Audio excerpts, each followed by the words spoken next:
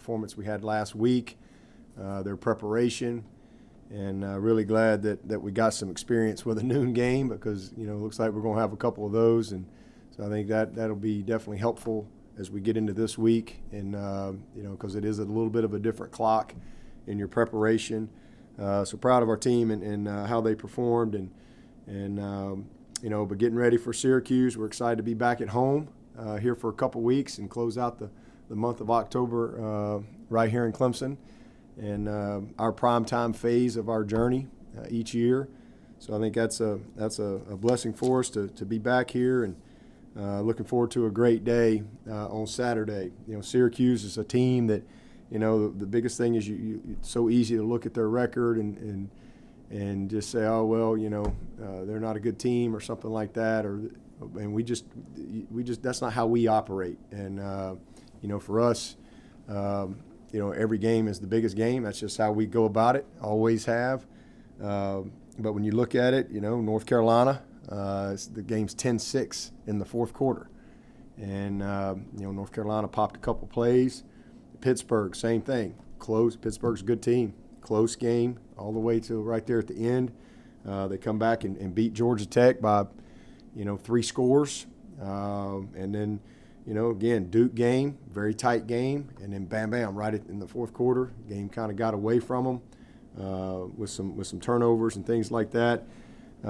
So, listen, this is a team that we have a lot of respect for sure. Their style of play offensively creates challenges. They're a tempo team, a lot of RPOs, a lot of pop passes, a lot of screens, and everything that comes off of those type of plays. A lot of shots down the field. They're going to throw the ball down the field 10 times 40 yards or more. So competitive plays, technique, and fundamentals outside at corner in particular are critical. And then defensively, they're just they do a lot of stuff. And they've had some personnel challenges these first few games with different guys being, in and out.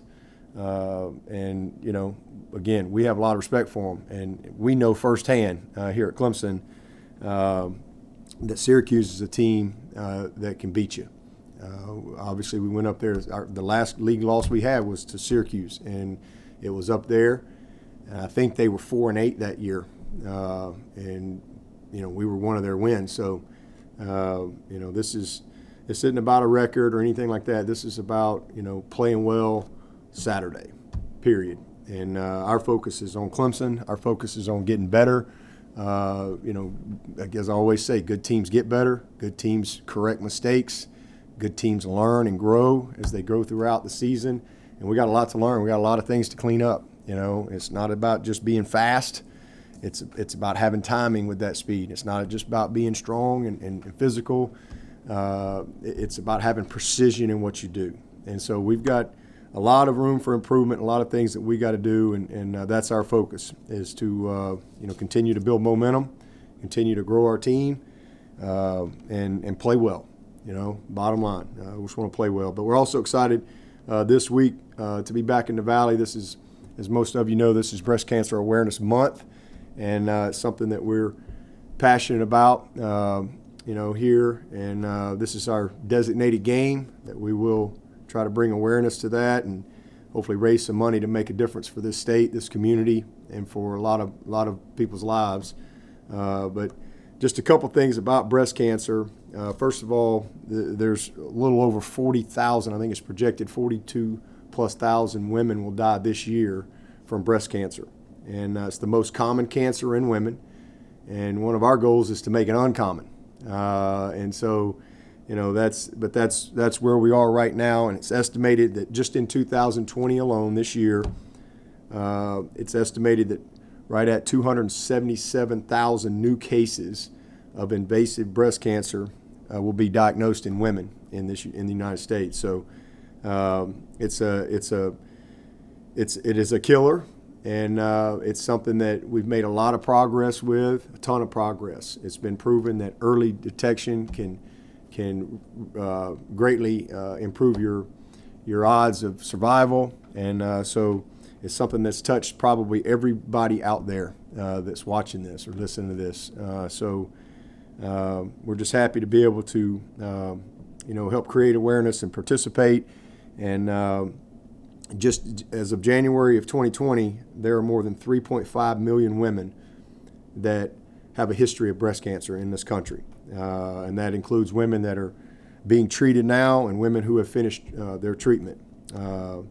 So that's a big number, and so we're just thankful to have the opportunity to do our part, and also want to especially thank WCCP and 105.5 The Roar. I got the Roar right here.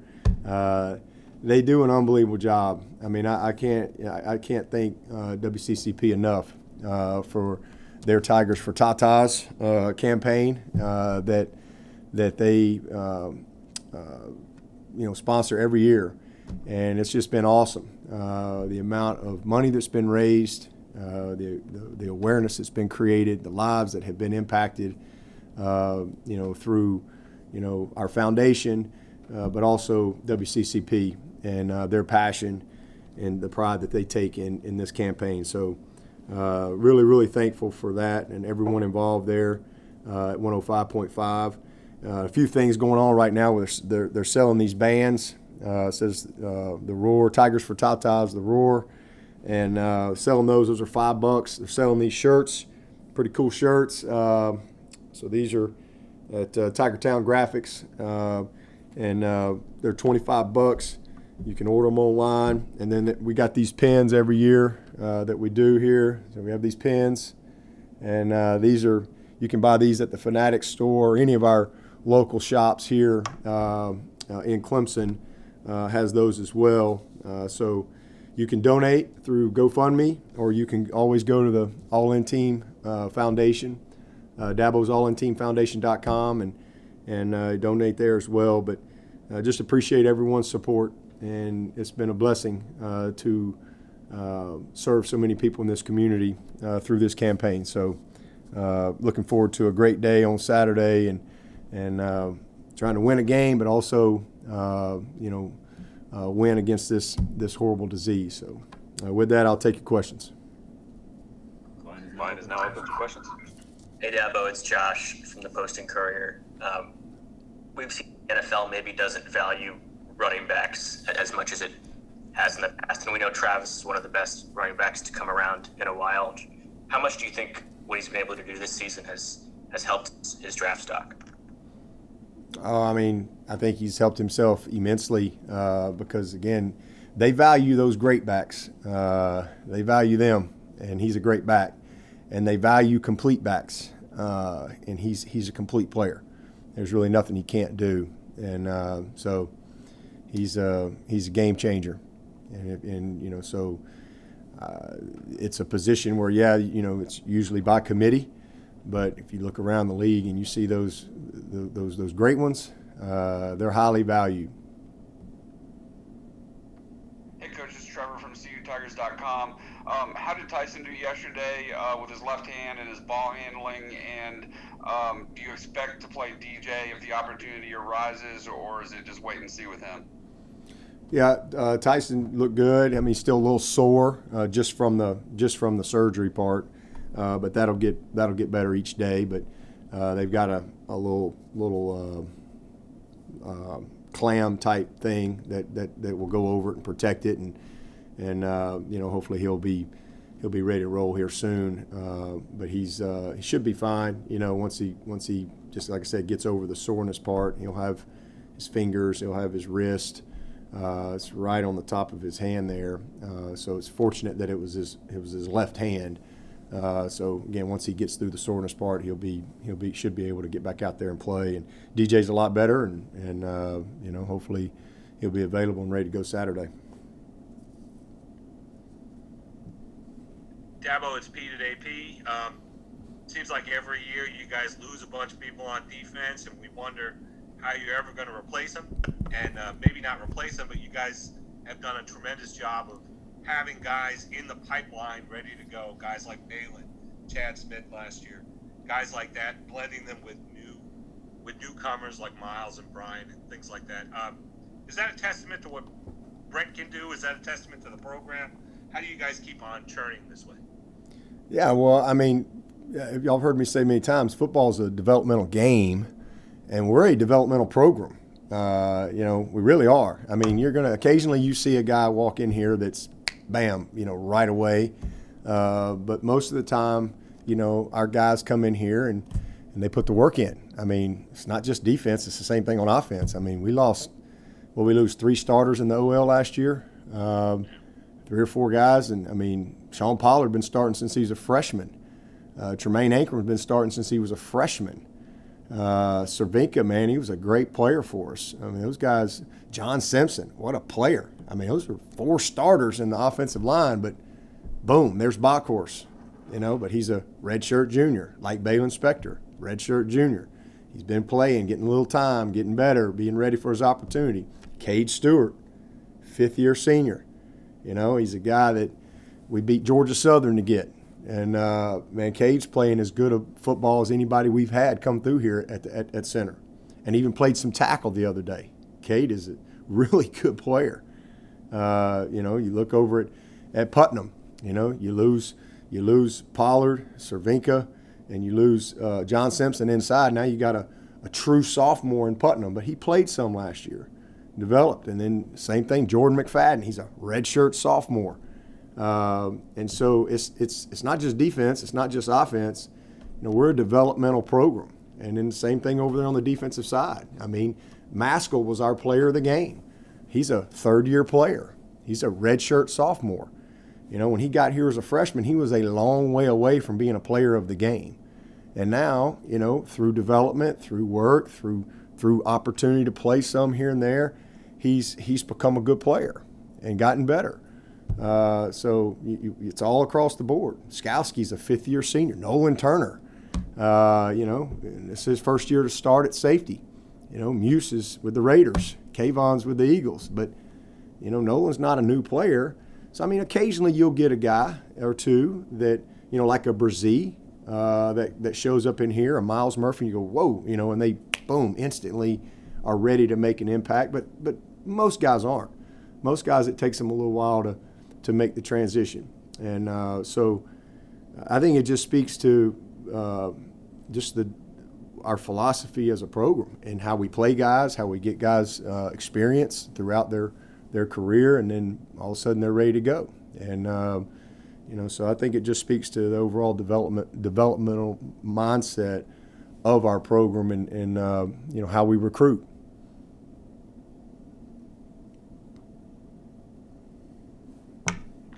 Hey, Coach, it's Trevor again from CUTigers.com. You look at Syracuse, they've got Rex Culpepper playing quarterback for Tommy DeVito, who's injured. Culpepper's a veteran guy, testicular cancer survivor, so he's a tough kid. But made a couple nice deep throws on Saturday. Just what have you seen in the limited film from him?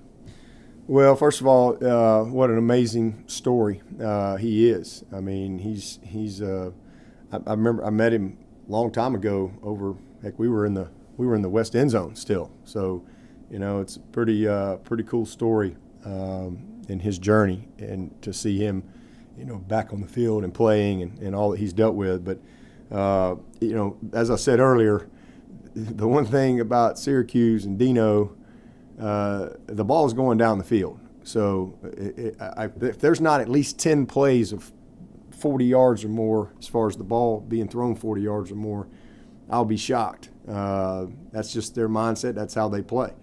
And so we got a big challenge this week at corner. And Rex he's a good thrower, man. He can put the ball, he can push it down the field, he can put the ball where it needs to be. He's a big, strong kid. I think the best part of their offense are their receivers and the guys that got outside. The back's a freshman. He's a good player, but they've always had some skill outside. And so we got to do a great job with our technique, our transition, our fundamentals on the ball, just like we've been doing. We've done. It's one of the best things we've done this year. One of the biggest improvements in our team has been our secondary, and in particular how we've played the ball. in competitive situations. So that'll have to be the case on Saturday because it's going downfield, and he can push it. But he's got a good command. He's got a good understanding. He's a smart kid, and again, and they've done a lot of things. So we'll have to figure out early, what their plan's going to be for Clemson, and then go from there. Hi, Dabo. This is Greg Logan of New York Newsday.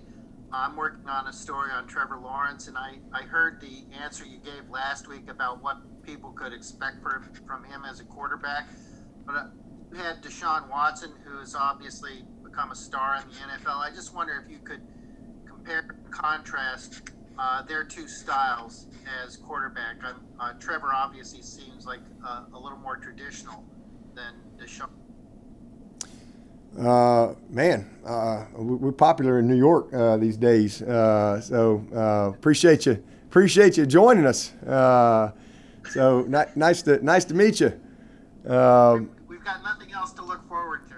I bet you're not wearing a T-shirt up in New York today. I bet it's got to be cold up there. Hey, well, I appreciate your question, and to be honest with you, they're more similar than they are different. I mean, it's the best answer I can give you.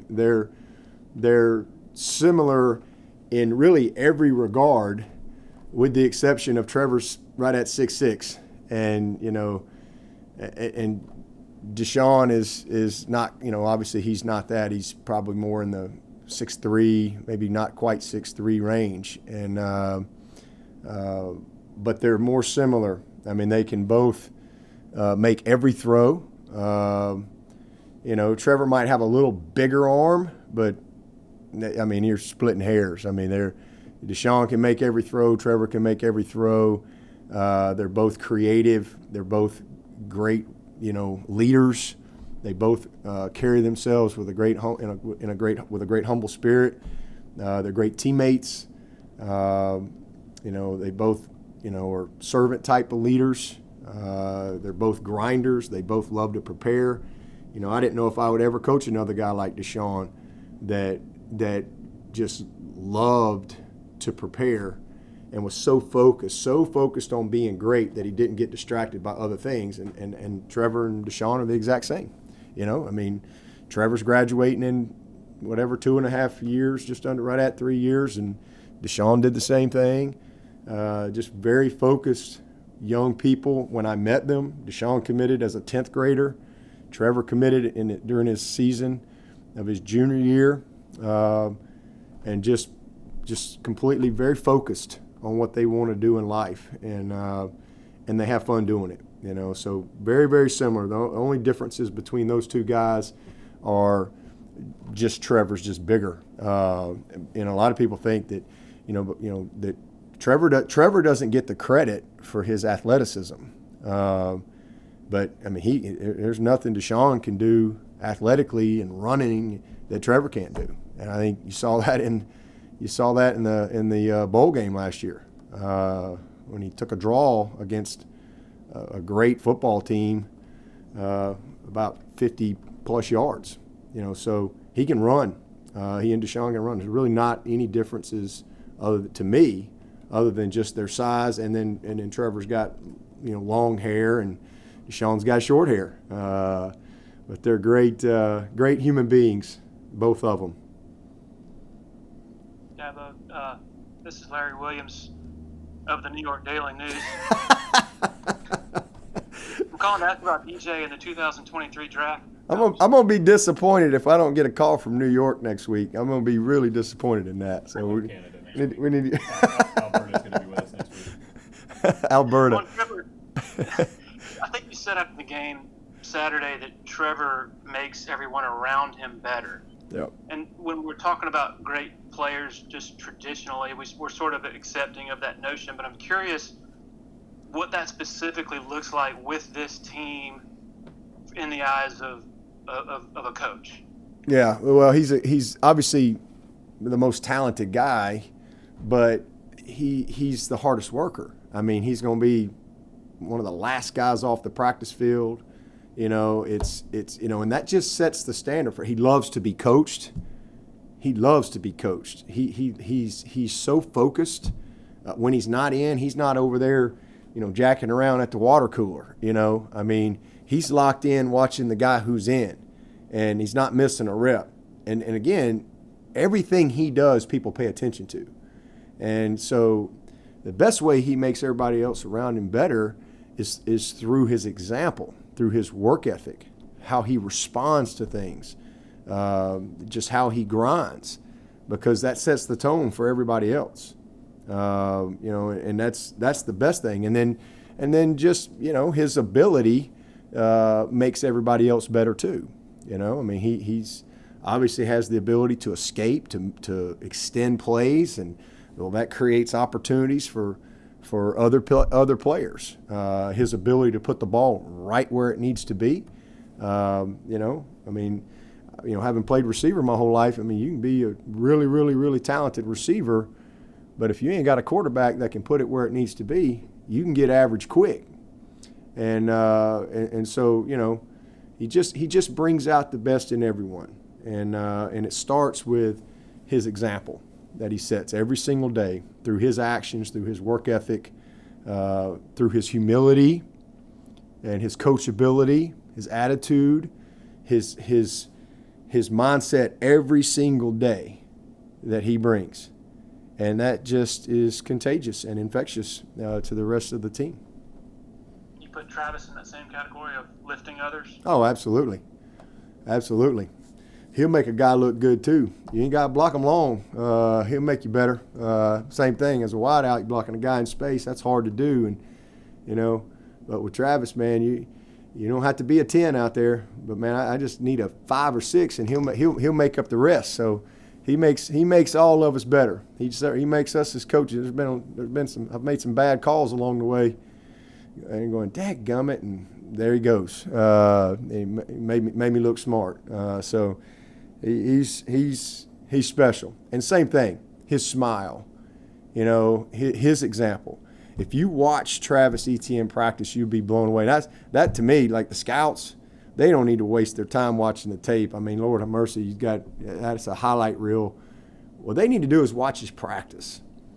And you'll know everything you want to know about Travis Etienne when you watch him practice. It's unbelievable. I mean, he's drenched every day he walks off the practice field. Drenched, soaked, because of how he works.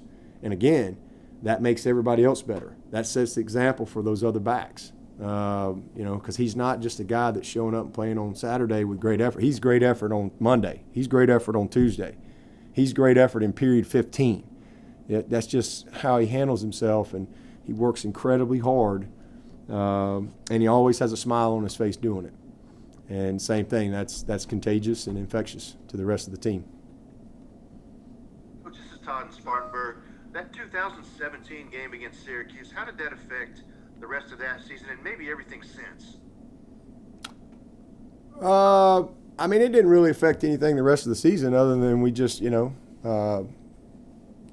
back to work. And, I mean, for us, it's always a windshield mentality. It's what's next, We don't sit around and dwell on a win. We don't sit around and dwell on a loss, and we just go to the next one. But I think that if anything, for that team, it challenged our backups.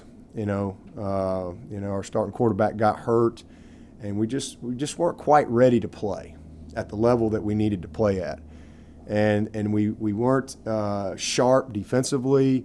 We just weren't sharp. We just weren't ready to go, and we didn't play, or respect the opponent the way we needed to. And do the things that Clemson controls. And we always talk about don't lose to Clemson. And we didn't take care of the things that we could take care of in that game. And it caught us.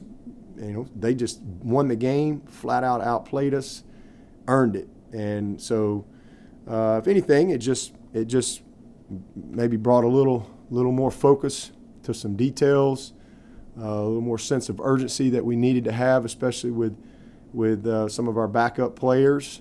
And we just went back to work and, ended up going to the playoffs and got beat by a great Alabama team in the Sugar Bowl there. But it was a good team. We were a good team, but we were a good team that got beat by a team that outplayed us on that day, a team that we were better than on paper. And I think to me it's a great reminder. The game's not played on paper. It's earned through performance. And it's all about how you play that day. Anybody can beat anybody on any given day.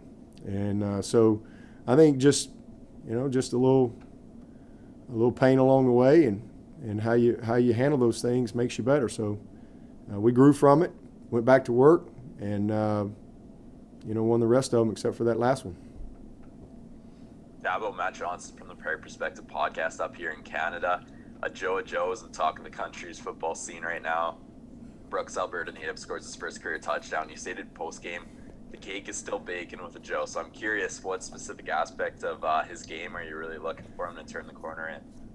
Oh, Canada! We have gone international. You're my first international question person. So I love it. Keep getting down the noise about Joe. Yeah, Joe. Man, I was so happy for him. First of all, the first one, and what a great play he made on that first catch, was so close. I was so disappointed when it didn't. We didn't get to keep it. So that was pretty cool to see him, take a screen and go 30-something yards, just knees and elbows flying all over the field. I mean, he was just so relentless to get to the end zone. But our local media here has heard me talk about him a lot. I mean, he's going to be an unbelievable player. What I love about a Joe is his self-awareness. All right, because he's this uber talented guy, but he knows that he has so much to learn, and he's not afraid of that. He's not embarrassed by that. He's not too cool for school. He is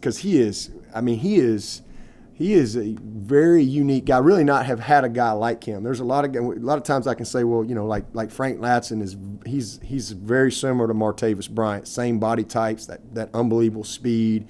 Is just gifted athlete. A lot of times I can kind of have some glimpses of former players with some of these guys, but I've never really had a guy like a Joe. He's 220 pounds. He can run. You don't realize how fast he is because he's so gangly.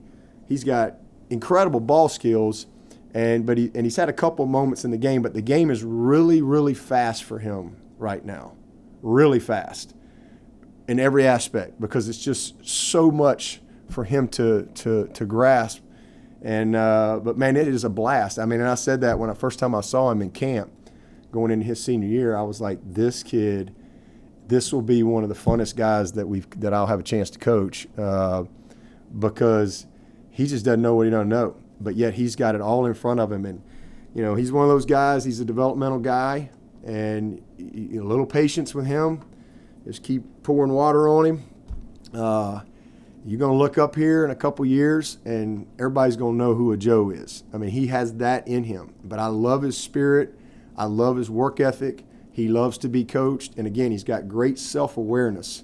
And he's not afraid to put in the work to get better. He's made a ton of progress since he got here. But his natural ability, is pretty special. It's unique. I think he's got some kind of record up there in Canada for his high jump. His vertical is ridiculous. His length, just off the charts. So he's a work in progress. So it was great to see him have a moment like that, because that's going to do a lot for his confidence. And so he's going to be a guy that'll be a big time factor for us as we, continue to move through this season, but certainly the rest of his career. Hey Dabo, it's Josh again. Do you have any examples of that self-awareness with him, like a time when he was like, hey, I don't know what I don't know? Absolutely. He did, just a lot of the simple things, whether it be what the defense is trying to do, stance, technique at the position, and understanding verbiage and terminology. And, again, he grew up in Canada. He was rarely in a stance. He always had to run and start, But what I love about a Joe, and that's one of the main reasons, because he just came over his senior year and played down in Clearwater. But what I love about him is watching his tape, because he's played a long time in Canada, And you watch any of his tape, and I mean, there's 3 feet of snow, and I mean, he's out there, he's tough. He loves football. I mean, you got to love football to play football in, 3 feet of snow, and that's your norm. But he's a tough kid. But just details, fundamentals, why, like what drill work and route running, break points, just it literally taking this kid that's got all this talent and trying to just teach him almost a new language almost. And so it's going to be a lot of fun to develop him. We'll take two, three more for Coach. Hey, Coach, it's Trevor again. Will Spire is probably the best passing punter in the country, but he's really quietly putting together a good season. He'd actually be top 10 nationally in punt average if he qualified with enough punts. But I imagine sooner or later you're going to get in a close game where field position punting is crucial, and it's looking like he'll be a pretty good asset in that regard. Yeah, and that's the biggest area that he's grown, and it's basically sometimes again it takes a little while, but what you're seeing is what we've seen in practice, and he's just become so consistent. He's always done a nice job of creating field position and pinning them deep, and he's had a lot of practice at that because typically we're not a backed up offense that's flipping the field. Typically we're trying to pin people and create field position, on a shorter field. But that's the thing he's improved on the most is when we've needed him to flip that field position, he's done it consistently, and that's been the biggest thing. But he can bomb the football. He's got a great leg, and I'm just really proud of him. And again, this was a kid that played quarterback in high school, and he just, he wasn't a punter. He'd just run out there and punt it. He'd never worked on punting, but we saw his potential in camp, and he's a great athlete. Really, just proud of his development. Just again, another one of those guys, Balin Spector, Cade Stewart, guys that just kind of develop and get better, and he's a guy that'll have a chance to punt at the next level, with no doubt. I mean, he's got the confidence now. He's created consistency in his fundamentals and his technique, and he can do it. So, just really, really proud of him. And I think he averaged 50.7 the other day, and just has been incredibly consistent. So it's been good to see. He and BT have been awesome for us this year.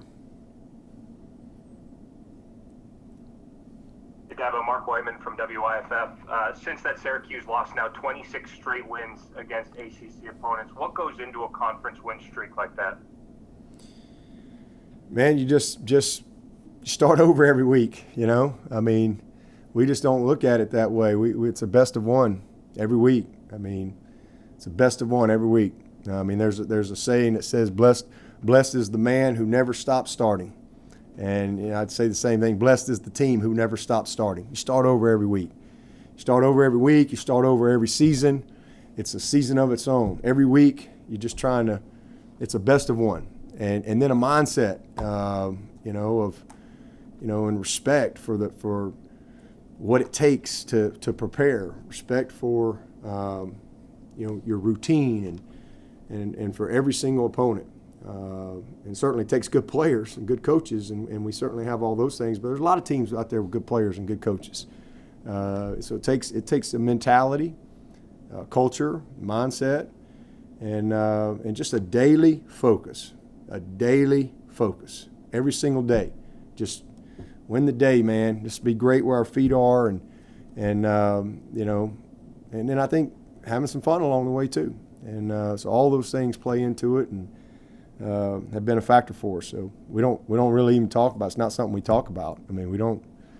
If we get beat, we'll start a new streak next week. That's just kind of our mindset. We don't. It's always that windshield mentality. What's next? We talk about competitive stamina. It's not about, we say, it's fun to win. We always say the fun's in the winning, and the fun is in the winning. But the real joy and the true thrill comes from having a chance to go win again. And that's a that's different.